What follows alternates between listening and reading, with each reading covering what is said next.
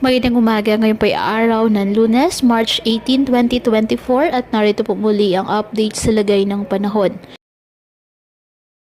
Ayon po sa Pag-asa, easterlies o mainit na hangin na nagmumula sa dagat Pasipiko ang nakakaapekto ngayon sa ating bansa.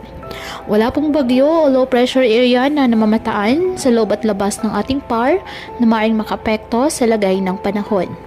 Wala rin pong gale warning na nakataas anumang baybayin ng ating karagatan, kung kaya malaya pa rin pong makapamalaot ang ating mga kababayang mangingisda at may maliliit na sasakyang pandagat.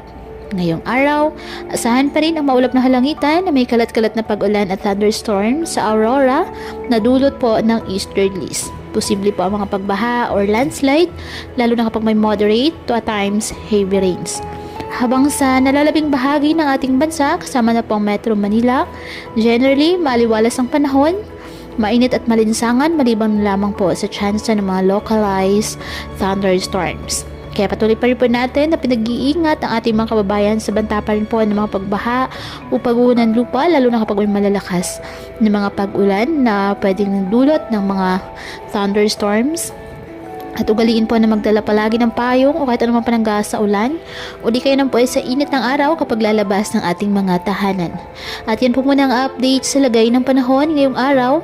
Muli patuloy po tayo na mag-ingat at palaging tandaan, God loves you. Stay safe and God bless.